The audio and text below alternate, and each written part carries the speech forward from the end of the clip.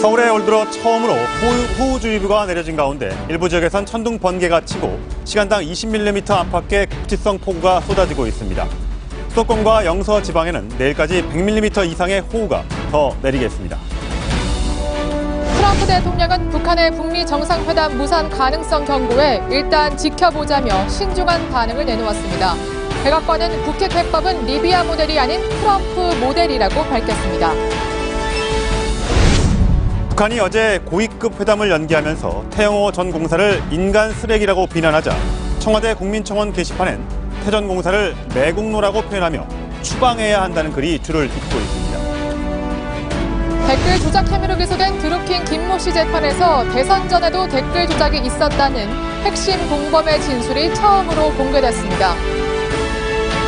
뉴스의 라이브, 저희는 잠시 후에 뵙겠습니다.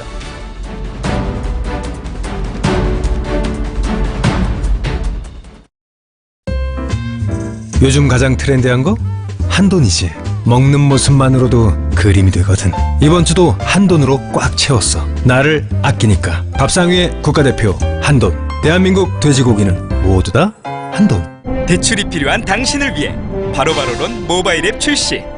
언제 어디서나 바로 모바일 앱으로 바로 대출 가능성이 바로 모바일 앱도 대출 가능성 높은 기미만 없어도 정말 달라 보이죠? 기미 그냥 두지 말고 지금 바로 치료하세요. 없어지면 정말 달라 보일 거예요. 기미 치료엔 도미나 크림. 각 잡힌 와이셔츠, 새하얀 운동화, 뽀송뽀송한 이불. 크린토피아에서 행복한 하루를 찾았다. 기분 좋은 세탁생활. 크린토피아. 네, 어제부터 이 시각 현재까지 수도권 등 중부지방에 시간당 30mm가 넘는 기습폭우가 쏟아졌습니다. 곳곳에서 비 피해 소식이 잇따르고 있습니다. 네, 그럼 취재기자 연결해 보겠습니다. 전혜정 기자.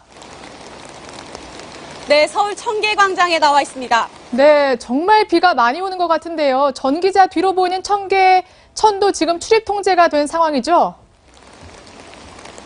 네, 이곳 청계천에는 어제부터 계속된 기습폭우로 출입이 통제된 상태입니다. 부처님 오신 날을 앞두고 청계천에 설치되어 있던 연등 조형물도 모두 급류에 휩쓸려 내려갔습니다. 어제부터 내린 폭우의 영향으로 곳곳에서 하천 수위가 갑자기 높아지면서 인명사고가 잇따르고 있는데요. 어제 낮에는 서울 정릉천변에서 자전거를 타던 60대 남성이 급류에 휩쓸려 내려가 2시간 30분 만에 숨진 채 발견됐습니다.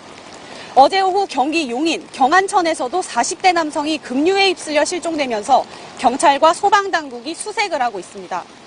경기 오산천에 빠진 40대 여성이 구조돼 병원 치료를 받는 사고도 있었습니다. 결합과 돌풍 피해도 잇따르고 있는데요. 오늘 오전 4시 40분쯤에는 경의중앙선 망우역과 팔당역 구간에 낙뢰로 인해 전기가 끊기는 사고가 났습니다. 단전사고의 영향으로 경의중앙선 전철과 KTX 일부 열차 운행이 차질을 빚으면서 출근길 시민들이 불편을 겪었는데요. 다행히 조금 전인 8시 15분쯤 복구를 마쳤다는 소식 들어왔습니다. 인천에서는 돌풍에 나무가 쓰러져 산책로가 통제되기도 했고 도로 침수로 긴급 배수 작업을 벌인 곳도 있었습니다. 이번 비는 내일까지 계속되는데요. 수도권과 영서 지방에는 100mm 이상의 집중호우가 예상됩니다. 하천변 산책은 자제하고 주변 시설물을 점검해 안전사고 없도록 주의하셔야겠습니다. 지금까지 청계광장에서 전해드렸습니다. 북한의 일방적인 고위급 회담 중지 통보에 오늘 청와대는 NSC 상임위를 소집해서 대응책을 논의했습니다. 네, 그럼 취재기자 연결해 보겠습니다. 강지혜 기자. 네, 청와대 춘추관에 나와 있습니다. 네, NSC 상임위 회의에서 어떤 내용들이 좀 논의됐습니까? 네, 우선 남북 고위급 회담을 다시 추진하고 북미 정상회담 전에 북한과 미국을 중재하는 방안을 집중 논의했습니다. 청와대가 발표한 내용은 크게 3가지입니다. 우선 판문점 선언이 차질 없이 이행돼야 한다는 입장을 다시 확인하고 남북 고위급 회담의 조속한 개최를 위해 북측과 계속 협의하기로 했습니다.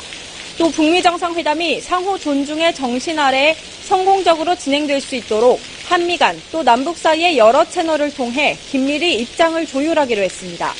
북한 풍계리 핵실험장 폐기 참관과 6.15 공동행사 준비와 같은 남북관계 일정들도 차질 없이 이행하기로 했습니다.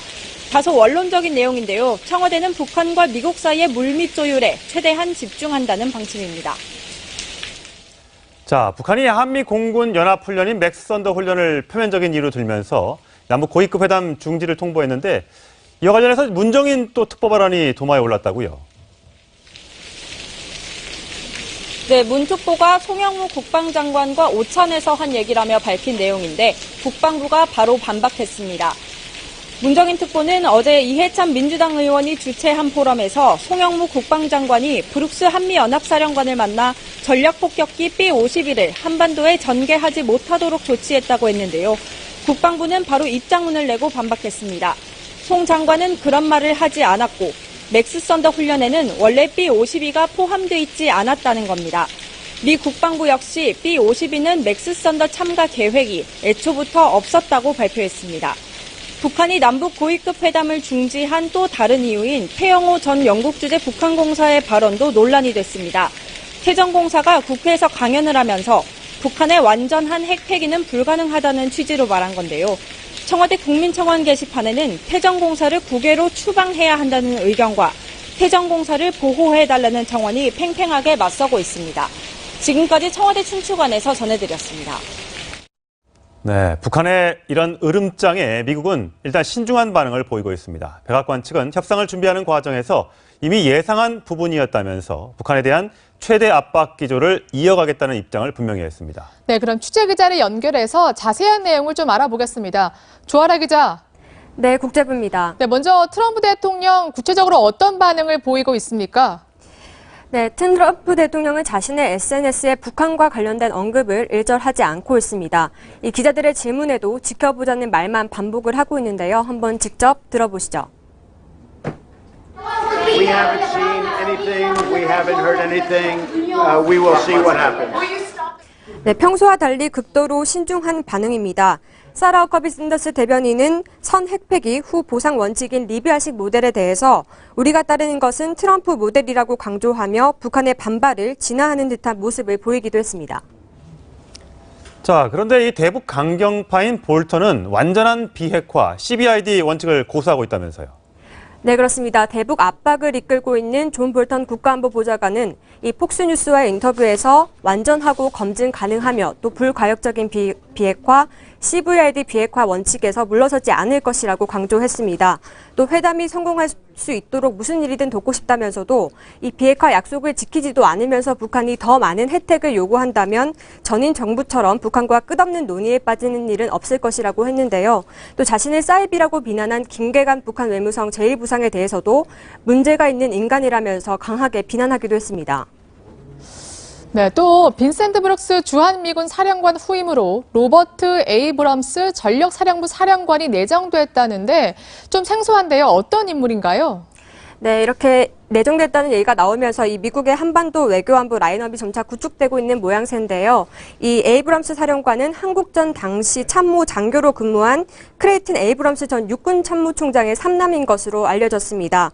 이 해리 해리스 태평양 사령관이 주한미 대사로 내정된 데 이어서 에이브럼스 사령관까지 한국으로 오게 된다면 이 두 대장 콤비가 한반도 문제의 일선에 서게 될 것으로 보입니다. 지금까지 국제부에서 전해드렸습니다. 네, 요즘 이 마사지 업소들이 우후죽순처럼 늘고 있는데 이게 모두 불법이라는 사실 알고 계십니까? 네, 왜 이렇게 됐고 당국은 뭘 하고 있는 걸까요? 이서연 기자가 취재해봤습니다.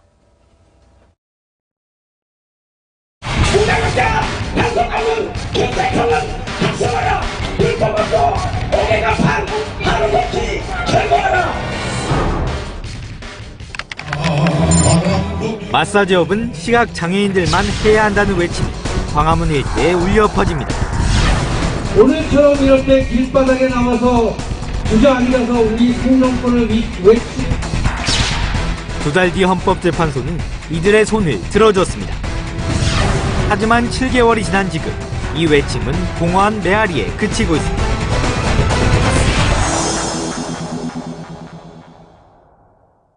의료법에는 시각장애인만 안마업을 할 수 있고 위반하면 3년 이하의 징역이나 3천만 원 이하의 벌금을 물도록 하고 있습니다. 우후죽순처럼 들어서는 마사지 업소들은 이 법을 잘 지키고 있을까? 시각장애인 분들이 하세요?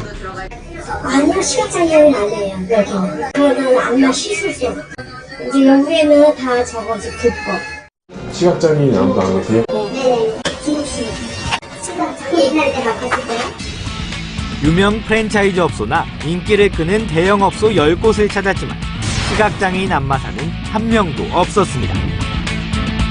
고객들은 불법 업소란 사실을 전혀 모르고 있습니다.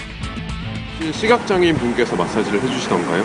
아니요, 일반인 분께서. 불법인 사실 혹시 알고 계셨어요? 그건 몰랐어요. 아니요, 처음 듣는 얘기인데요. 서울 도심대학가의 신흥 마사지 업소. 젊은이들이 혼자 또는 커플로 즐겨 찾는 곳입니다. 하지만 업소 어디에서도 마사지란 말을 찾을 수 없습니다. 불법임을 알고 있느냐는 질문에 직원은 오히려 목소리를 높입니다. 무슨 불법이야? 내가 부르는 거라니까 그렇게 말하는 거죠. 느끼세요, 불법으로? 허가를 받은 시각장애인 안마사들은 어디 있는 걸까? 서울 강서구의 이 안마원에는 장애인 안마사 5명이 일하고 있습니다. 하루 평균 고객이 10명도 안 된다고 하소연합니다. 수익이 안 되지. 옆에서 번호 정한인들이 잡수다 손님들을 잡아가니까. 우리는 그 홍보 능력이 없잖아요. 생활고를 견디다 못해 대형 프랜차이즈 업소에 취직해도 차별 대우를 받기 일쑤라고 합니다. 아무리 많은 일을 해도 딱 그 금액으로 고정돼 있는 거예요. 손에 쥐어진 것까지 가로채는 거예요. 시각장애인 안마사들의 약 70%는 무직 상태인 것으로 추산됩니다. 7, 80만 원 주니까 그거 가지고는 안 되니까 일을 안 하고 또 그거에 의존해서 사는 사람들도 많이 있고. 지자체와 경찰은 단속 책임을 서로 떠넘기고 있고 관리를 맡아야 할 보건소는 발을 빼고 있습니다. 영업좀 지날 수 없는 상황이기 때문에 이거 같은 경우에는 경찰서에 다 고발하는 게 행정기관에서 할 수 있는. 지난해 12월 헌법재판소는 시각장애인의 안마 독점권에 대해 만장일치로 합헌 결정을 내렸습니다. 벌써 4번째 내려진 결정. 하지만 불법 마사지 업소들은 되레 늘고 있습니다. 이미 생긴 업소들이니 양성화하자는 주장이 있고 마사지가 불법이니까 마사지 또 받고는 신고를 해본다는 거야. 그러면 진위 설정서 빌죠. 시각장애인의 생존권을 보호해야 한다는 주장이 맞서고 있습니다. 마사지는 하나의 사회적 고름이에요. 누가 언제 시각장애인이 될지 모르는 거예요. 수수방관해온 정부가 하루빨리 합리적 대안을 내놔야 할 시점입니다. 법이 현실을 반영을 하지 못하고 있습니다. 일반 소비자의 입장에서도 이게 불법이라고 생각이 전혀 안 들거든요. 채널A 뉴스 이서연입니다. 네, 사건 사고 소식 두 분과 함께 짚어보겠습니다. 손정혜 변호사, 최석호 문화과학부 차장과 함께합니다. 네, 어서 오세요. 안녕하세요. 요즘 연예계가 정말 각종 성추문으로 시끌시끌한 것 같은데 이번엔 신인 배우 이서원 씨가 동료 배우를 성추행한 혐의로 경찰 수사를 받았다고요. 네, 그렇습니다. 사건이 발생한 건 한 달 넘게 지났습니다. 지난달 8일에 발생을 한 건데요. 네. 술자리를 하다가 이 이서원 씨가 동료 여성 연예인에게 신체 접촉을 시도합니다. 키스까지 하려고 했다고 하는데요. 해당 여성이 강하게 거부를 하면서 남자친구에게 전화를 걸자 이런 행동도 합니다. 흉기를 들고 협박까지 하게 되는 건데요. 이서원 씨 혐의는 이겁니다. 강제추행 그리고 야간 흉기까지 사용했기 때문에 특수협박죄로 현재 검찰의 기소 의견 송치된 상태입니다. 경찰의 현행범으로 잡혀갔고 그 과정에서 난동을 부리기도 했다는데요. 일단 공무집행 방해 혐의도 추가될 수 있는 부분입니다. 하지만 경찰은 검찰의 사건을 송치하는 과정에서 이 부분은 제외하고 강제추행과 특수협박 혐의만을 적용했습니다. 소속사에서는 저기에 대해서 해명을 어떻게 했습니까? 네, 한 언론에 이 같은 사실이 보도가 되면서 서둘러 해명 자료를 냈습니다. 이렇게 이야기를 합니다. 지휘인과 사적인 자리에서 술을 마시다 일어난 일이다. 사죄의 말씀을 드리며 조사에 충실히 임하겠다. 이렇게 이야기를 하는데요. 하지만요, 한 달 넘게 지난 사건입니다. 그러네요. 그리고 그동안 이 같은 사실을 뻔히 알았던 이서원 씨 그리고 소속사 측 이것을 숨긴 채 활동을 이어갔던 부분입니다. 네. 이러한 이유 때문에 비난은 더욱 거세질 것으로 보입니다. 네. 그렇군요. 신인 배우 이서원 씨 조금 생소하신 분들도 있을 것 같아요. 이 씨가 각종 드라마와 프로그램에 출연하면서 뭔가 기대주로 주목을 받아왔거든요. 이 씨의 최근 모습 저희가 영상으로 좀 준비를 해봤습니다. 한번 살펴보시고 돌아오겠습니다. 실감보다는 제가 하는 SNS 팔로워 수가 늘었다. 뮤직뱅크에 출근을 할 때 채점을 주시는 정말 감사한 분들, 편지 같은 것도 받아서 항상 감사의 다해주고 폭이 넓은 배우가 되고 싶고요. 다양한 역할들을 정말 잘 표현할 수 있는 그런 배우가 되고 싶어서 노력 중에 있습니다. 네, 최석호 차장도 언급했습니다만 사실 강제추행, 특수 협박이 결코 가벼운 죄는 아닌데 그 이후에도 계속 활동이라든가 SNS도 하고요. 이런 점들이 더욱더 좀 충격을 주고 있는 것 같아요. 네, 그렇습니다. 많은 사람들이 이 부분에 더 공분하고 있는 것인데 이런 잘못을 하고 조사까지 받았고 이 사실에 대해서 인정을 한다면 반성하고 스스로 자숙하는 시간을 가져야 되는데 문제는 서로 방송활동을 계속 이어갔다는 네. 것이고요. 특히 언제든지 이런 일이 언론을 통해서 알려질 수 있음에도 불구하고 방송사 입장을 배려했다고 하는 사전의 이야기에서 잦은 사태에서 어떤 반성하는 모습을 보여야 되는데 이런 이중성에 대해서 많은 사람들이 철저하게 반성하고 있지 않은 거 아니냐라고 하는 모습들을 지적하고 있는 상황이고요. 예. 실제로 지금 MC를 맡고 있는 뮤직뱅크는 이제서야 부랴부랴 몰랐던 사실이기 때문에 바로 이제 하차를 확정하고 새롭게 MC를 지금 교체를 해야 되는데 예. 방송사 입장에서도 이렇게 되면 업무 방해가 굉장히 심각해지는 거죠. 예. 여러모로 잘못도 분명히 잘못이지만 그 이후에 후속 대처도 좀 미진했던 것이 아닌가라는 생각이 듭니다. 기소 의견으로 검찰에 송치를 했다고 하지 않습니까? 이거는 이제 법정에서 재판을 받아야 된다는 그런 얘기인 거죠. 그러니까 경찰이 수사를 했더니 이 사람이 한 협박이라든가 강제추행이 유죄로 우리는 볼 수밖에 없는 증거들이 있다. 그래서 검사도 같은 의견이면 동부지방법원에 기소가 돼서 형사 재판을 받을 수 있을 것 같고요. 예. 이게 지금 더 문제가 되는 것이 이 4월 8일이라는 시점은 우리가 미투 논란 때문에 사실은 성폭력 그렇네요. 피해자들이 네. 미투를 하고 그거에 대해서 사회적인 공분이 컸을 때 이런 실수를 사회적 경각심이 있었던 시절에 이런 실수를 했다는 것이 더 비난 가능성이 있는 것이 아닌가 생각이 들고요. 특히 강제추행만 한 것이 아니라 그 위에 피해자 거절을 했답니다. 그러면 거기에서 행동을 멈췄어야 되는데 나아가서 흉기로 협박까지 하는 것은 재질이 굉장히 좋지 않거든요. 그러네요. 아무리 술이 취했다고 하더라도 변명의 여지가 전혀 없는 범죄를 저지른 부분이고 그러면 변명할 여지가 없는 사건을 저질렀으면 자숙했어야 된다. 이런 부분에 있어서 비난이 더 가세되고 있습니다. 네, 그래서 검찰이나 법원에 가서도 더욱더 좀 무거운 처벌을 받지 않을까 이렇게 예상해 볼 수 있을 것 같은데 또 사실 각종 인터뷰에서 항상 논란에 휘말리지 않기 위해서 노력을 한다 이렇게 발언을 해왔었잖아요. 근데 정반대의 생활의 향후나 다름이 없어요. 네, 언행일치라는 얘기가 있죠. 말과 행동이 같아야 된다는 얘기입니다. 특히나 공인 같은 경우에는 이러한 부분들을 더욱 신경을 써야 되는데요. 이 이서원 씨 사건 언행 불일치를 보여주는 대표적인 사례라고 할 수 있겠습니다. 지난해에는요, 이런 이야기도 합니다. 내가 연기를 못했다거나 논란에 휘말리게 되면 소속사 형들이 피해를 본다. 그래서 나는 항상 더 긴장하면서 노력을 해야 한다. 이렇게 이야기를 하는데요. 같은 소속사예요. 누가 있냐 봤더니 배우 차태현 씨, 송중기 씨, 박보검 씨 등이 있습니다.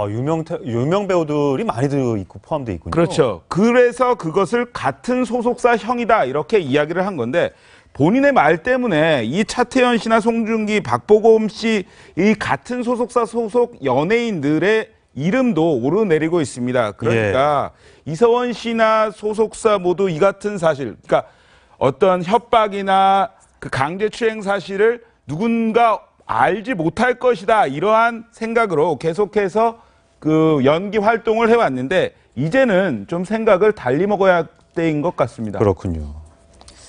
그런데 지금 아무래도 아까 자숙 기간이 없다 보니까 각종 예정작들이 줄줄이 예정돼 있었잖아요. 그리고 특히 드라마 같은 경우에는 지금 거의 방영 예정작이었는데 이 부분은 타격이 심각할 것 같은데요. 그렇습니다. 그 멈추고 싶은 순간 어바웃 네. 타임이라는 드라마가 지금 예정이 되어 있는데 5월 20 며칠에 네, 드라마 시작한다고 관계자나 그 같이 출연했던 배우들에게도 지금 피해를 입힐 것이 이제 자명한 상황이고요. 그래서 더더욱다나 피해를 확산한 부분에 대한 비판이 제기되고 있는 상황이고 소속사도 뒤늦게 알았다고는 하지만 혹시 알고 있었는데 이런 조치를 안 했다고 한다면 손해배상 책임을 또 물을 수 있는 여지도 있고요. 그러니까 방송사에서 소속사나 개인에게 우리의 업무를 방해했고 손해를 끼쳤다. 어떤 출연 계획이나 이런 걸 했을 때는 사회적인 무리를 일으켜서 연화나 드라마에 손해를 입혔을 때 그것이 상대방의 책임이라고 한다면 손해배상 책임을 물을 수도 있거든요. 예. 더군다나 한 달간의 방송을 했던 분량이 앞으로 나가야 되는데 그때 이것을 막을 수 있었음에도 손해를 확대시켰다고 한다면 책임을 질 수가 있고요. 네. 특히 이제 SNS 활동이 조금 많은 네티즌들이 더 좀 비판하는 건데 사건 직후에도 SNS를 올렸다는 겁니다. 예. 보통은 이렇게 내가 심각한 범죄를 일으켰다고 한다면 이런 글을 올리기 어렵잖아요. 예. 아이 사진을 올린다던가 하늘 사진, 예. 심지어는 세월호 사주기를 추모하면서 이런 글까지 올린 그런 부분에 있어서는 본인의 잘못에 대한 인식이 좀 미약했던 거 아닌가라는 지금 비판이 있습니다. 항상 우리가 술 먹으면 주치감경 이런 얘기가 나오잖아요. 이번 것도 아마 본인은 그렇게 생각했는지도 모르겠습니다. 한 번의 실수, 물론 사람이 실수를 할 수 있습니다만 흉기를 손에 들었다는 것 자체에서 용서받기가 참 어렵지 않을까라는 생각이 좀 드네요. 네, 즉시 피해자에게 사과하고 대중들한테 잘못한 부분을 시인하고 자숙하겠다라고 했으면 이렇게까지 비난이 나지 않았을까라는 생각도 들고요. 충분히 이 성범죄에 대해서는 본인이 잘못을 명확하게 인식하고 사죄하는 태도를 보여야 될 것 같습니다. 예. 뭐 젊은 연예인입니다만 이번 일을 계기로 다시는 이런 불미스러운 남에게 해를 끼치는 행동을 다시는 하지 않도록 반성을 좀 하도록 저희가 말씀을 좀 드리겠습니다. 네, 이런 가운데 제주에서 발생한 보육교사 살인 사건 미스터리가 있었는데요. 9년 만에 드디어 범인, 사실상 피의자가 검거가 됐습니다. 당시에는 증거불충분으로 아예 용의자를 알고도 체포를 못했다고 하는데 어떻게 9년 만에 이렇게 체포를 할 수 있게 된 건가요? 네, 이게 어떤 사건인지부터 좀 알 필요가 있습니다. 예. 2009년에 발생한 사건입니다. 어린이집 보육교사였죠. 당시 27이었던 이모 씨가요. 2009년 2월 1일에 새벽 3시입니다. 자신의 남자친구를 만나고 남자친구 집에서 콜택시를 잡아서 이제 집으로 가고 있었던 길이었습니다. 예. 그런데 1시간 뒤에 새벽 4시죠. 휴대전화가 그 마지막으로 끊깁니다. 예. 그리고 나서는 이 씨도 사라져버립니다. 네. 그리고 엿새 만에 남자친구 집에서 한 10km 정도 떨어진 제주 애월읍의 한 배수로에서 시신으로 발견이 됩니다. 예. 당시에요. 경찰은 이렇게 봤습니다. 이 씨를 죽일 수 있는 용의자가 누구인가를 파악하다가 그렇다면 택시기사가 유력한 용의자다 이렇게 분석을 하게 됩니다. 택시 타고 가다가 사라졌으니까요. 예, 그리고 이 택시기사 같은 경우에도 실종 당일의 행적을 조사하고 예. 또한 차량색을 조사를 하니까 예. 이 택시가 범행에 쓰인 택시로 보인다. 이러한 이야기도 있었고요. 예. 거짓말 탐지기에서 양성 반응을 보입니다. 그래서 유력한 용의자로 봤습니다. 그런데요. 우리가 부검을 통해서 살인사건이라든가 이런 것을 풀어나갑니다. 사망 시간이 추정이 되겠죠? 그렇죠. 그런데 이번 사건에서는 부검이 오히려 용의자를 놓치게 만드는 꼴을 만들어버리게 되는 겁니다. 어떤 얘기냐면요. 엿새 만에 발견된 이 이모 씨의 시신에서 택시기사를 풀어줄 만한 희한한 증거가 발견이 됩니다. 시신 상태 때문인데요. 일단 제가 직접 경찰관이랑 통화를 해봤습니다. 이런 이야기를 했습니다. 24시간 내에 당시에는 죽은 것으로 추정이 됐다. 그러니까 엿새 지난 시신이 아니었다. 그 이유는 당시 온도가요. 제주의 온도가 한 9도 정도 됐습니다. 그런데 이 이모 씨의 체온을 당시에 재보니까 딱 13도라고 하더라고요.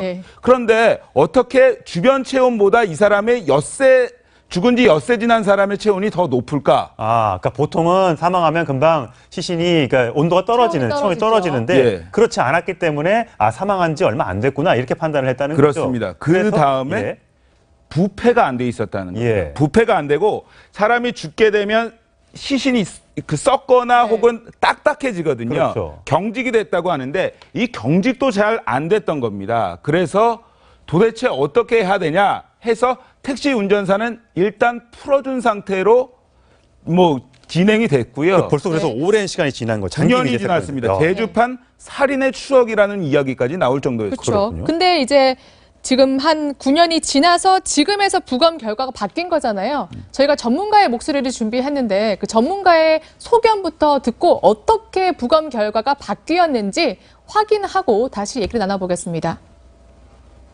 7일이 지나더라도 체온이 직장어보다 훨씬 높을 수 있고 배수로이고 배수로에 물이 흐르고 있었고 그다음에 특수하게 옷을 입고 있었고 물이 줄어들면서 쫙 흙먼지가 날아앉았다. 이런 소견이 있습니다. 그게 있으려면은 물이 넘칠 만큼 비가 와야 됩니다. 시체에서 그런 소견이 나오려면. 그건 언제야? 2월 3일 이전이어야 됩니다. 거기 놔뒀어야 이렇게 됩니다. 그러니까 사망한 지 한참 지났어도 체온이 높게 유지될 수 있었다는 사실을 최근에 들어서야 발견한 거군요. 그러니까 이런 결과를 얻기 위해서 동물 사체에 대한 실험을 4번에 걸쳐서 했다는 것이고 동물로요? 기후, 습도, 장소 이런 것까지 해서 동물의 몸에 똑같은 옷, 두꺼운 옷을 입혀서 관찰을 4차례나 오류가 있을 수 있기 때문에 수차례에 걸쳐서 했더니 실제로 이런 시신 상태의 어떤 이상하게 생각했던 의아한 점이 그 의문점이 해소됐다는 것이고요. 왜냐하면 실종 직후인 1일, 2일에는 이 택시 기사가 이게 사망 시간이라고 하면 용의자로 특정할 수 있는데 그 이후에 6, 7일이라고 한다면 알리바이가 있었다는 겁니다. 예. 그러니까 그 사망 추정 시간을 깨트리고 이런 시신 상태를 과학적으로 설명함으로 인해서 이 사건을 해결할 수 있는 굉장히 중요한 단서가 최근에야 이제 이런 실험을 통해서 알려졌다라고 보시면 됩니다. 9년 전에는 이런 과학 수사가 없었던 걸까요? 이 피해자의 그 가족들은 얼마나 마음 고통이 심했을까요? 특히 이제 뭐 남자친구를 만나고 뭐 친구들 만나고 돌아오는 기갓길에 이런 일이 발생했고 9년이나 이게 미제 사건으로 빠지면서 많은 그 유가족들이 굉장히 정신적인 고통을 받았을 것이라고 생각이 되는데요. 그래서 일단은 과학 실험 그리고 발전된 어떤 수사 기법에 대한 요번에 어떤 그 찬사들이 있고요. 특히 이런 결과를 가져오는데 결정적으로 역할을 했던 건 태안이법이죠. 살인 사건의 그 공소시효가 폐지되면서 이것도 장기 미세 사건이지만 공소시효라는 방해 장애가 없었기 때문에 다시 수사를 할 수 있었던 것이고 끈질기게 범인을 잡으려는 수사기관의 노력의 결과의 일환이라고 생각이 듭니다. 그런데 이제 궁금한 게 사실상 뭔가 직접 살해했다는 뭐 CCTV라든가 이런 증거가 없이 동물 사체 실험을 통해서 아마 그 시간으로 사망이 추정되니까 택시기사가 범인일 것이다라고 아마 이렇게 간접적으로 추정을 하는 거잖아요. 이런 정황 증거만 많아서 만약에 이 범인, 용의자가 혐의를 부인했을 때, 전 절대 아니다 부인했을 때 과연 유죄로 인정될 수 있을까? 이게 좀 걱정인데. 근데 이 사망 추정 시간 이외에 살인을 입증할 수 있는 여러 가지 증거들도 지금 그 수사기관에서 갖고 있는 것인데 첫 번째는 피해자가 입었던 옷의 섬유 조각, 실 같은 것이 그 택시기사 운전사 측에도 발견된 부분들이 있고요. 특히 이제 새벽 4시경에 휴대전화가 끊겨 있고 발신이 안 되고 위치 추적이 안 되는 그 시점에 같이 있었던 것은 택시기사라는 것도 지금 증명이 되고 있는 상황이기 때문에 이 정도 여러 가지 정황적 증거들을 합한다고 한다면 충분히 합리적인 의심 없이 증명이 됐다라고 볼 여지가 높지 않을까 생각이 듭니다. 물론 이제 피의자로 지금 입건된 상태이기 때문에 이제 조사를 받아봐야 되는 거잖아요. 네, 지금 제가 통화를 해봤는데 지금 아직까지 조사를 하고 있답니다. 아직까지 뭐 유의미한 진술이 아직은 나오지 않은 것으로 보이는데요. 지금 계속해서 경찰도 증거를 들이내면서 당신과의 알리바이를 한번 해보자 이러한 식으로 해서 할 것으로 보이고요. 계속 뭐 지금 진술을 받아내는데 주력하고 있는 상황입니다. 자, 짧게 아까 다루지 못한 얘기를 좀 잠깐만 해보도록 하겠습니다. 이 가수 김웅국 씨가 얼마 전에 미투 사건에서 무혐의로 지금 검찰에 지금 넘어간 거잖아요. 무혐의로 보인다라면서 검찰 뭐 기소 이런 얘기는 아직 더 나온 건 없습니까? 예, 없습니다. 아직까지 뭐 미투 관련해서 성폭행 관련해서는 혐의 없음으로 검찰에 송치가 된 이후에 더 이상 이제 진척 사항은 없는데 대신에 이런 것들이 있습니다. 대한가수협회 회장을 맡고 있지 않습니까? 그런데 이 박일서 부회장, 그 밑에 있었던 박일서 부회장으로부터 폭행은 물론 사문서 위조 혐의 등으로 고소가 된 상태입니다. 그렇기 때문에 지금 굉장히 대한가수협회가 흔들리고 있는 상황인데. 근데 뭐 무혐의, 물론 이제 기소가 어떻게 될지 여러분 좀 지켜봐야겠습니다만 어쨌든 혐의를 좀 벗었는데 김웅 씨를 회장직에서 내려와야 된다 이렇게 주장하는 사람들이 있나 보죠? 그렇습니다. 왜냐하면 계속되는 뭐 미투뿐만 아니라 계속되는 불화가 있지 않았습니까? 그래서 이제 선배 가수들 예를 들어서 송대관, 잠깐만요. 남진. 제가 송대관 씨의 육성을 좀 들어봤는데 한번 들어보시고 얘기를 나누겠습니다.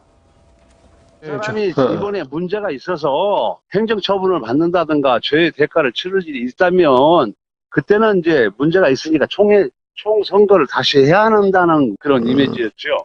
저하고 같죠. 네. 그러니까 온갖 추문과 분쟁이 대한가수협회 내에서 나오고 있는 상황인데 이렇게 할 바에야 차라리 지금 현재 김은국 씨를 회장으로 한 현 집행부를 모두 사퇴를 시키고 새 집행부를 뽑아야 한다. 그래서 비대위까지 만들어야 된다. 이러한 이야기까지 나오고 있는 겁니다. 예. 사실 김웅욱 씨는 진실이 좀 밝혀져서 이제 다시 활동을 하고 싶다라고 얘기했고 막판 이제 얼마 안 남았으니까 회장직을 잘 유지하고 싶다는 생각을 표현하고 있는데 돌아가는 사정은 그렇게 김웅욱 씨한테 녹록하지는 않은 모양입니다. 자, 두 말씀 여기까지 듣겠습니다. 고맙습니다. 다음 소식입니다. 여제 법원에서는 드루킹 일당의 두 번째 재판이 열렸는데요. 공범인 서유기 박모 씨까지 기소되면서 추가로 댓글을 조작한 정황들이 드러나고 있습니다. 네, 그럼 취재 기자 연결해 보겠습니다. 성혜린 기자, 드루킹 일당의 댓글 추천수 조작이 대선 전부터 시작됐다는 진술이 공개됐다고요? 네, 어제 검찰은 법정에서 드루킹과 공범 관계인 서유기 박 씨의 진술 내용을 공개했는데요. 대선 전부터 댓글 조작 작업을 계속 해왔다는 것이었습니다. 검찰은 드루킹 일당이 지난해 1월부터 댓글 순위를 조작해 여론이 왜곡된 사태가 이 사건의 실체라고 강조했습니다. 또 박 씨와 드루킹 일당이 지난 1월 17일 조작한 댓글 수가 2개가 아닌 50개인 것으로 조사됐다며 공소장을 변경했는데요. 드루킹 일당은 모두 추가 혐의를 인정한다고 밝혔습니다. 드루킹 일당이 사용한 매크로 서버 킹크랩의 작동 원리도 공개됐는데요. 휴대전화는 잠수함으로 아이디는 탄두로 부르며 휴대전화를 이용해 자동으로 로그인과 로그아웃을 반복하도록 한 것으로 드러났습니다. 자, 드루킹 일당이 재판을 서둘러 마무리해달라고 요청했다면서요? 네, 드루킹 측 변호를 맡은 오정국 변호사는 범행을 모두 자백하고 있는 만큼 구속 상태에서 재판을 받는 것은 부당하다고 주장했습니다. 오 변호사는 또 이번 재판은 빨리 끝내고 특검이 수사하는 것이 낫다고 말하기도 했는데요. 하지만 검찰은 증거 인멸의 우려가 있다며 맞섰습니다.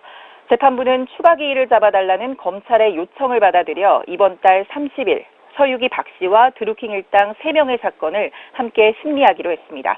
지금까지 서울중앙지법에서 전해드렸습니다.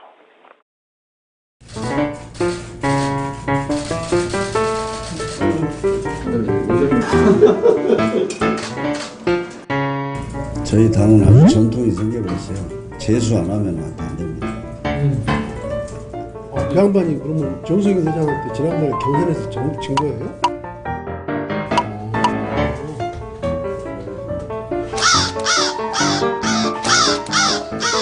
왜 의장님 왜안 오시고?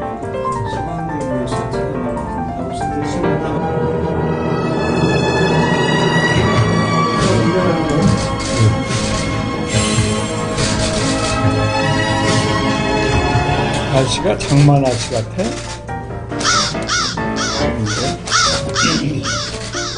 그 천막 어떻게 됐어요? 아니, 참았어. 그렇습니까? 그럼 통과되면. 통과되면. 정 대표가 얼굴이 좀 이렇게 빵빵했었는데 이렇게 갸름해지고 미남이 됐어요. 민주당이 내 인생을 완전 베려놨어. 다시 좀 살찌게 해드려야 됩니다.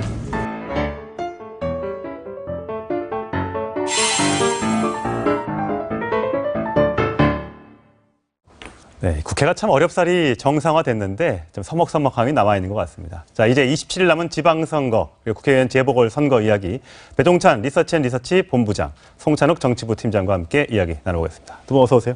안녕하십니까. 자, 국회 지방선거 못지않게 이번에 그 재보궐선거 지역이 12곳인데 전국에 다 이게 분포가 돼 있어서 미니 총선이라고 불린다면서요. 네, 일단 뭐 12곳 굉장히 많고 말씀하신 것처럼 미니 총선인데 그래서 지금 이게 최종이 확정된 겁니다. 예. 그래서 전국적으로 펼쳐지기 때문에 이게 또 뭐 지방선거와 또 같이 연동이 돼가지고 상당히 좀 뜨겁게 선거전이 펼쳐질 것으로 보입니다. 예. 지방 의석수만, 그러니까 국회의원 의석수를 보자면 저 12곳에서, 만약에 일당이 바뀌려면 한국당이 9석을 가져가야 되는 거죠?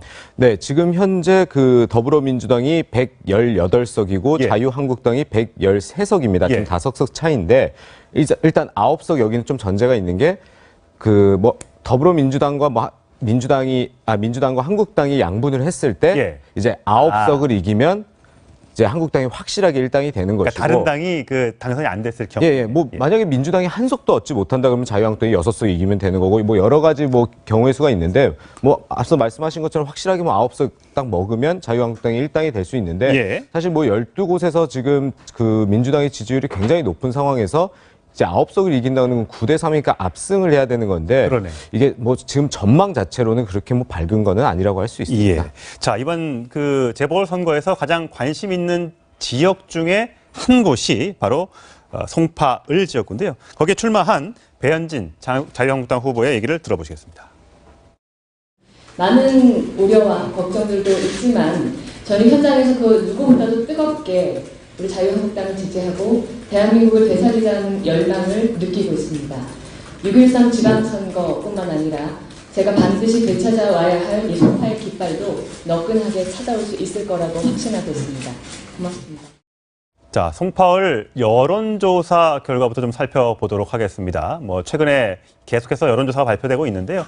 최재성 더불어민주당 전 의원이죠. 57.3, 배현진 자유한국당 후보 18.6, 박종진 바른미래당 후보 12.6. 물론 박종진 후보는 아직 경선을 거쳐야 되기 때문에 확정된 후보는 아닙니다만 오랫동안 저 지역에서 활동을 해왔다는 점에서 일단 넣어서 제가 보여드리고요.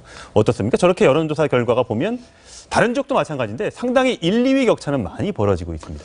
공통적인 걸 보면은 더불어민주당 후보들이 광역 단위도 그렇고 보궐선거도 그렇고 이 50%대 지지율을 보여주고 있거든요. 어딘 막 60%대도 있고 막 그렇던데. 네, 물론 그렇긴 한데 이제 후보 개인의 또 이 역량이 덧붙여졌을 때는 이제 60%대도 나오는데 지금 50%대가 더불어민주당의 지지율입니다. 예. 그러니까 더불어민주당 후보들은 와 지지율이라고 하는 것이 이 선거 판세에 적용이 되는 것이고 그리고 야권인 자유한국당이나 바른미래당 후보들로 보면은 이게 또 분산되어 있거든요. 야권은. 그 양강 구도로 가야 이 보궐선거의 경우에는 이 당선 가능성을 더 노려볼 수 있는데 그러니까 항상 뭐 선거 때마다 야권 단일화 이런 네. 얘기잖아요. 그러니까 단일화, 예. 단일화가 너무 힘든 예. 이런 상황인데 그러다 보니 앞서 우리 송 기자님께서 말씀하셨듯이 이번 재보궐선거 같은 경우에는 미니총선 12곳에서 치러지는데 네. 지방선거와 함께 된다는 겁니다. 그렇죠. 그러니까 다른 어떤 재보궐선거보다도 투표율이 높아요. 그 이야기는 전통적으로 지금 또 여론조사 결과에서도 더불어민주당 후보를 지지하고 있는 2030 세대의 투표율이 그래도 일반적인 재보궐선거보다는 높아진다는 것이거든요. 여기에 이 문재인 대통령의 지지율 또 후보를 좀 부각시켜보고 싶은데 지역에서 송파을이 됐든 노은병이 됐든 근데 국민들이 많은 관심이 또 이게 대북 문제에 가 있거든요. 이게 하필이면 이건 후보들의 입장입니다. 6월 12일이 북미 정상회담인가? 그렇죠. 라는 이야기가 나오는 이유입니다. 그렇군요.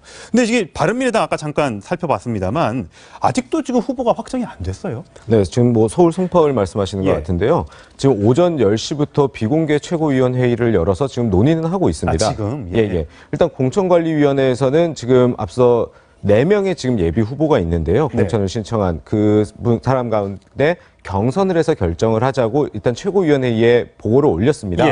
근데 이제 최고위원회에서 어제도 열렸었지만 아직 확정이 안 되고 있는 게 뭐 일각에서 뭐 손학규 전 대표라든지 장성민 전 의원의 그 전략 공천 얘기를 조금 하면서 그러면 4명이 지금 화면에 있는 것처럼 4명 중에 1등이 누가 나왔어요? 그럼 그 1등이 돼도 경선장을 안 줄 수 있다? 그건 이제 최고위원회에서 결정을 하는 건데요. 이게 그러니까 단순히 여론조사 경선이 아니라 이 사람들의 경쟁력을 한번 다른 후보들과 최재성 전 의원, 배현진 후보의 경쟁력을 한번 보는 차원으로 해야 되는 게 아니냐 이런 일부의 의견도 있기 때문에 아직까지 최고위원회에서 최종 확정을 못하고 지금 계속 논의를 이어가고 있습니다. 그렇군요.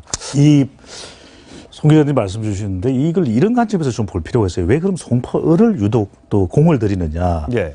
그 이유를 보면 지금 중도 보수 성향이 강하거든요. 바른미래당이. 적어도 이번 12곳 중에서 한 곳 정도로 좀 유의미한 성적을 올려야 되는 예. 그런 또 과제가 놓여 있는데 호남을 놓쳐버렸어요. 바른미래당이. 그럼 적어도 수도권의 교두보를 좀 만들 필요가 있고 또 한편으로는 지금 서울시장 선거에 나서 있는 이 안철수 전 대표죠. 안철수 후보 쪽으로 이 지지층들이 결집이 안 됩니다. 그러다 보면 좀 더 경쟁력이 있는 후보를 이 재보궐선거에는 낼 필요가 있다. 이런 것도 이런 노림수가 있는 걸로 보여집니다. 그렇군요. 자, 2위 싸움이 지금 아까 여론조사에 보면 그 오차 범위 내에 있었습니다. 치열하게 벌어지고 있는데 역전을 내심 기대하고 있는 것 같습니다. 자, 홍준표 자유한국당 대표는 뭐 나를 보고라도 뭐 찍어줄 것이다 이렇게 얘기를 하고 있고 뭐 2등 싸움을 하고 있다 이렇게 또 옆에서 혼수를 두는 정두원 전 의원도 있었습니다. 뭐 어떻게 될지는 좀 지켜봐야 할 것 같고요. 우리가 여론조사 얘기를 맨날 하지만 이렇게 격차가 많이 나는 여론조사 결과가 나오다 보니까 2위 또는 3위 후보들은 이거 믿을 수 없다 이런 계속 얘기를 하고 있어요. 그렇죠. 지금 이제 자유한국당의 일단 주장을 조금 전달을 해드리자면요.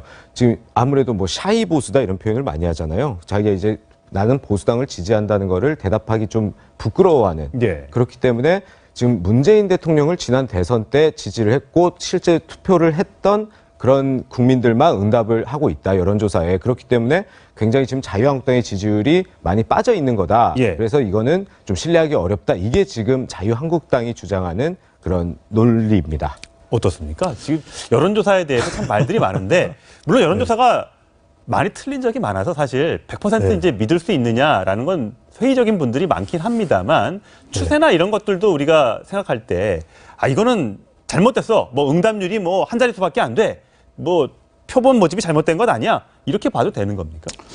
여론조사가 하도 많이 얻어맞다 보니까 제가 뭐 살이 빠지지 않을까 그런 생각도 드는데 참 뭐 대답드리기가 쉽지는 않습니다. 왜냐하면 객관적으로 아무리 설명드리더라도 주관적으로 어떻게 이해하느냐가 중요할 수밖에 없는데 선거는 사실 죽고 사는 문제거든요. 그러면 나한테 조금이라도 불리한 판세다라고 하면은 상당히 후보 또 정당으로서는 그걸 납득하기가 어려운 부분인데 저는 반드시 좀 염두에 두셔야 될 부분은 이 선거 여론조사는 조사 시점에 투표율을 고려하지 않은 겁니다. 투표율을 빼고? 투표율을 고려하지 않은 것입니다. 여전히 부동층이 있습니다. 부동층까지 있는 상태에 그 시점에 판세를 좀 추세를 지켜보는 것이기 때문에 이것을 선거 결과와 연결해서 앞으로 이 25일 정도 남아있지 않습니까? 그런데 이 선거 결과와 바로 직접적으로 비교를 한다. 이렇게 어려운 또 비교, 너무 무리한 비교일 수가 있는 부분이고요. 많이 궁금해하시는 게 응답률이 그러니까 100가구를 돌리면 15, 뭐 10가구밖에 답을 안 하는데 그게 과연 대표성이 있느냐 여기에 대해서 굉장히 그 회의적이거나 의문을 가지신 분들이 있는데 어떻습니까? 왜냐하면 전화하면 많이들 안 받잖아요. 귀찮아서 끊지. 이랬을 때 과연 그게 대표성을 가질 수 있느냐. 전화가 많이 또 걸려오면 또 이 선거 기간 중에는 또 유난히 짜증이 나죠. 우리 여론조사의 홍수라고 이야기하는데 그러니까 말씀을 드리자면 응답률은 목표를 할 수가 없습니다. 저희가 여론조사를 끝내고 나면 나오는 게 응답률 이렇게 계산되어 나오는 것이기 때문에 우리가 응답률이 최근에 뭐 15%, ARS 조사의 경우에는 뭐 5%, 8%인데 이렇게 낮을 수밖에 없는 것은 우리 이 선거조사 관련 문화입니다. 그런데 응답률이 낮은 것이 꼭 믿을 수 없는 조사냐? 그러면 응답률이 100%를 믿을 수 있냐? 그건 아니거든요. 그래도 아니다. 사회주의 국가에서는 100%를 만들 수 있지만 그것이 민의를 대변한다고 할 수는 없습니다. 그러니까 응답률을 끌어올리기 위한 노력은 할 필요가 있는데 지금 이 응답률을 우리가 단순 노력을 해서 만들 수 있는 수치는 절대 아니기 때문에 이 응답률은 우리가 참고를 해서 봐주실 부분이 분명히 있겠고요. 그러니까 20%가 안 됐기 때문에 못 믿겠다. 이렇게 연결하실 수는 없는데 그런 건 있습니다.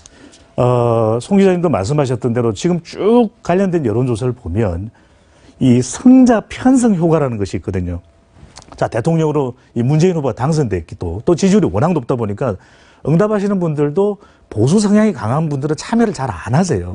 그래서 지난 대통령 선거에 누구에게 투표했냐 그러면은 이 모든 지역에서 그런 건 아닙니다만 문재인 후보에게 지난 대선 투표했다라는 것이 실제 이 개표했을 때의 득표보다 대략 뭐 15% 가량 또는 그 이상으로 나옵니다. 그래요? 그러니까 그러다 보니 그것을 보면 이것이 노엘레 노이만 교수의 침묵에 나선 이론, 응답을 안 하려고 하는 거죠. 그런 게 있는 것도 좀 감안해서 봐주시면 좋겠어요. 그렇군요. 여론조사를 설명을 드립니다만 이게 100% 신뢰하고 이대로 갈 것이다라는 말씀을 드릴 수가 없습니다.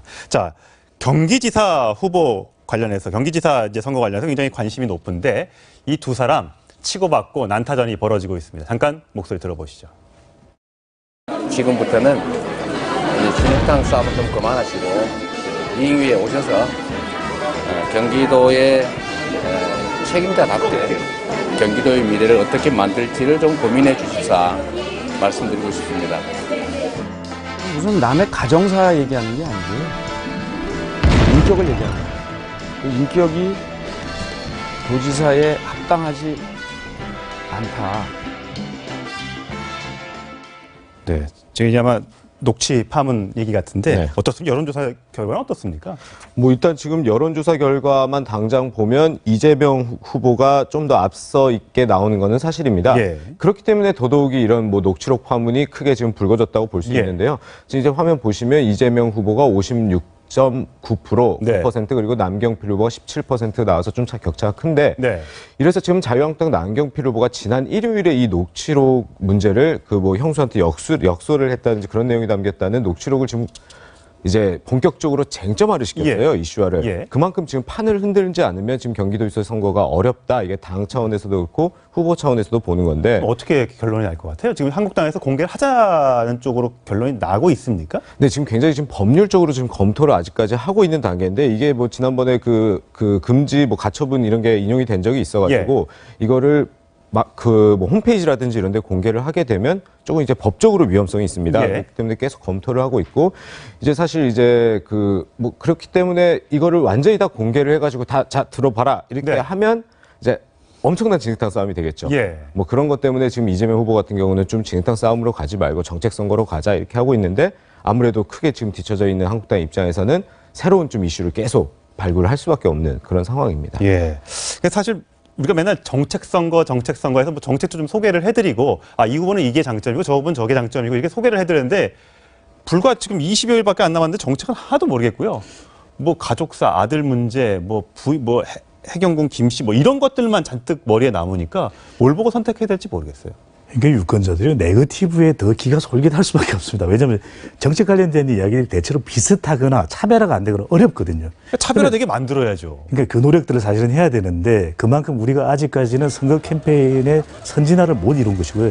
이런 네거티브가 전개될 수밖에 없는 것이 쫓아가는 남경필 후보 입장에서는 이 보수도 결집해야 되지만 적어도 당선에 근접하려면은 중도층까지도 유인해야 되거든요. 그렇다면 이런 부분에 대해서 적어도 우리 국민들은 가족과 관련된 부분에 상당히 또 관심이 많습니다. 그러다 보면 이 이슈는 그래도 유권자들이 관심을 가질 만한 이슈다라고 해서 가져가고 있는데 문제는 이런 게 있어요. 그러면 적어도 이 중도층에서는 네거티브에 반응은 하는데 긍정적인 또 한 방이 나와야만 이게 전환이 되거든요. 저는 그걸 과연 가지고 있는지 이거 좀 지켜볼 필요가 있겠습니다. 오늘은 저희가 시간상 많은 지역을 소개해드리지 못했는데 앞으로 지방선거 소식 잘 뽑아야지만 또 국민 생활이 편해지고 좋아지는 거니까 저희가 자세하게 보도를 해드리도록 하겠습니다. 두 분 말씀 잘 들었습니다.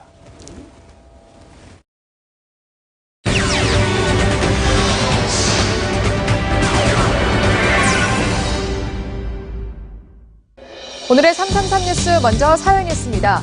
영화 조스에도 나오는 백상아리가 지난달 말 경남 거제 도장포 마을 앞바다에서 발견됐습니다. 길이 4m, 무게 300kg으로 그물에 걸린 채 죽어 있었는데요.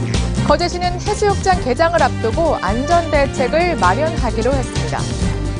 유명 유튜버 양모 씨가 3년 전 성범죄 피해 사실을 직접 고백했습니다. 피팅 모델 아르바이트인 줄 알았는데 사실상 각종 이상한 포즈를 요구하면서 성추행했다는 주장입니다. 그들은 처음에는 사탕 발린 말로 정상적인 촬영을 한다고 하면서 촬영이 시작되면 문을 걸어 잠그고 분위기에 압도되도록 겁에 질리도록 만듭니다. 특히 지난 5월 한 사이트에 사진이 공개돼 고통을 겪고 있다고도 밝혔습니다. 그들은 정말 여자를 단순한 상품 취급하며 그 대상은 대부분 20대 초반의 사회 초년생 여학생들이고 심지어는 그 안엔 미성년자도 있습니다. 이 말이 모두 사실이라면 경찰 수사가 필요해 보입니다. 총소리가 나고 개 울부짖는 소리도 들리죠.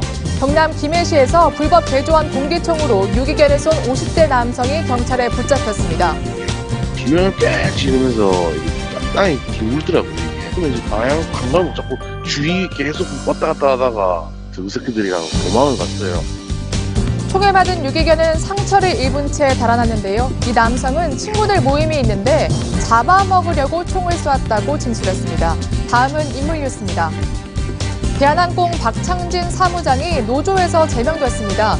노조 일부는 총수 일가의 편이라고 비판한 인터뷰가 문제가 된 건데요. 세계노조가 활동 중인 대한항공 직원들 간 노노 갈등 우려가 나옵니다. 이명박 전 대통령 첫 재판 방청권을 신청한 일반인들이 모두 방청 기회를 얻었습니다. 68개 좌석 가운데 45명만 응모했기 때문입니다. 김만복 전 국정원장이 지난해 4월 자신이 설립한 공익법인의 자금 8억여 원을 불법 인출했다는 의혹이 제기돼 검찰이 수사하고 있습니다. 특히 김 전 원장이 최근 대부업체를 설립했다는 보도도 나와서 논란이 일고 있습니다. 마지막으로 금기를 깬 세기의 결혼식 소식을 알아보겠습니다. 영국은 온통 축제 분위기입니다. 오는 19일 영국의 해리 왕자와 배우 메건 마클의 결혼 때문인데요. 특히 보수적인 왕실의 금기를 깨서 더욱 주목받고 있습니다. 신부 마클은 이혼 가정 출신이죠. 본인도 2013년 이혼한 경력이 있습니다. 보수적인 영국 왕실에선 보기 드문 결혼 승낙입니다. 네, 또 하나의 금기, 바로 혼혈 신부라는 겁니다. 마클의 아버지는 네덜란드와 아일랜드계 후손인 백인이고 어머니는 아프리카계 미국 흑인입니다. 또 본래 왕실 결혼식은 평일에 열리지만 이번엔 토요일에 열립니다. 또 신부가 복종을 서약하는 관례도 깨고 결혼식장에서 직접 연설합니다. 시대가 점점 바뀌는 것 같죠? 지금까지 333 뉴스였습니다.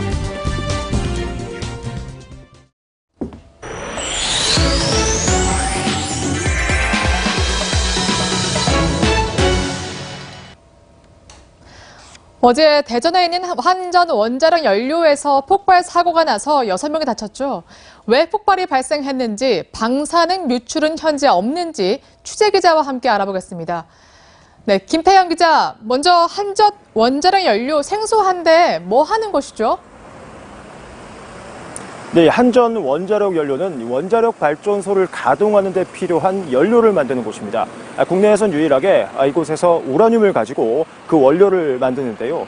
아무래도 방사능 물질을 취급하는 곳이다 보니 굉장히 좀 중요한 시설입니다. 국가 보안 등급도 납급으로 높은 수준입니다. 그래서 지금 저희 채널A 중계팀들도 좀 이렇게 한정된 공간에서 소식을 전해드리고 있는데요. 이곳은 1989년부터 원자력 원료를 만들어서 공급을 해왔습니다. 우리나라에 있는 24개 원자력 발전소는 물론이고 아랍에미레이트에 있는 원전에도 원료를 대고 있습니다. 이곳에서 만든 원자력 원료는 국내 전체 전기 생산량의 30%를 차지하고 있습니다. 네, 지금 김태형 기자도 한정된 공간에서 할 수밖에 없는 꽤 중요한 시설인 것 같은데 왜 폭발 사고가 난 건가요?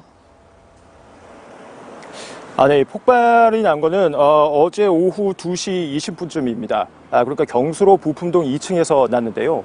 당시에 이 먼지를 빨아들이는 집진 시설을 늘리는 과정에서 이 배관을 공사하고 있었습니다. 근데 용접을 할 때 생기는 흉, 그러니까 먼지 같은 건데요. 그런 것들이 쌓여 있는 상태에서 이 배관을 자르다가 불꽃이 튀면서 폭발이 난 겁니다. 이 사고로 근로자 6명이 다쳤는데요. 3명은 얼굴 등에 화상 2도를 입었습니다. 다행히 이 폭발이 화재로 번지진 않았습니다만 당시 위력이 좀 상당했습니다. 저희가 화면을 준비했는데요. 한번 보시죠. 제 옆으로 나가는 이 화면이 바로 폭발 당시 그 당시 이제 현장 모습입니다. 유리가 사방군데로 다 이렇게 널브러져 있고요. 또 주차된 차도 유리 조각을 많이 뒤집어 썼습니다. 그리고 창틀, 배관 이런 단단한 것들도 제 모습을 잃고 지금 휘어 있는 모습을 볼 수 있습니다. 그만큼 당시 위력이 셌다는 걸 알 수 있겠죠. 이렇게 폭발이 난 사고하고 우라늄을 보관하고 있던 건물은 불과 300m 차이였습니다. 네, 우라늄이 있는 건물로 번졌다면 정말 대형 사고가 날 뻔했는데 사실 제일 걱정이 방사능 누출이거든요. 김태현 기자가 거기 나가 있는데 괜찮은 건 맞나요? 네, 그렇습니다. 아무래도 이제 핵연료를 만드는 곳에서 폭발 사고가 났다고 하니까 가장 큰 걱정이 혹시 방사능이 노출된 거 아니냐? 이게 가장 큰 걱정이었죠. 근데 한전 이 원자력 연료 측은 폭발 사고가 난 곳은 일반 이 부품을 만드는 곳이기 때문에 방사능 관리 구역이 아니라고 밝혔습니다. 보통 이 공기 중에 시간당 이 방사능 수치가 100에서 200나노시버트 사이면 이 정상을 의미하는데요. 저희가 대전 소방본부의 협조를 받아서 지금 현재 여기 방사능 수치를 한번 재보도록 하겠습니다. 네, 안녕하세요. 네, 안녕하세요. 지금 방사능 수치가 어느 정도 되나요? 지금 약 130나노시버트로 일상적인 자연 방사선 수치입니다. 예, 고맙습니다. 네, 이 경찰은 어제 국립과학수사연구원과 1차 감식을 마쳤고요. 이제 오늘 추가 감식을 또 벌이는 대로 정확한 사고 원인과 그다음에 과실 여부를 조사할 계획입니다. 지금까지 대전에서 채널A 뉴스 김태형입니다. 서울 등 중부 지역은 빗줄기가 강약을 반복하며 계속 이어지고 있습니다. 조금 전 서울은 비가 잠시 소강 상태를 보이고 있는데요. 언제 강한 비가 쏟아졌냐는 듯 지금은 서울 하늘에 햇살까지 모습을 드러내고 있는 상황입니다. 이번 비의 특징은 짧은 시간에 아주 강하게 쏟아진다는 것이 특징인데요. 오늘도 종일 강해졌다 약해졌다를 반복하며 이어지는 만큼 주변 배수구 점검이나 시설물 점검 철저히 해주셔야겠습니다. 조금 전 11시 기에서는 일부 경기 북부 지역과 영서 지역의 호우주의보가 모두 해제됐습니다. 지금은 전반적으로 빗줄기가 약해졌는데요. 소강 상태를 보이고 있는 남부 지역은 밤부터 비가 다시 오겠습니다. 비는 내일까지 이어질 텐데 수도권과 영서 지역은 100mm 이상, 그 밖에 중부와 호남은 60에서 80, 경상도는 최고 40mm의 비가 더 오겠습니다. 기온은 어제보다 높아집니다. 한낮에는 서울이 25도, 대전과 전주는 30도까지 오를 텐데요. 습도가 높아서 종일 무척이나 꿉꿉하겠습니다. 비는 내일 낮에는 대부분 그치고 강원 영동과 영남 지역은 밤까지 이어지겠습니다. 이번 주말에는 다시 맑은 하늘을 회복할 전망입니다.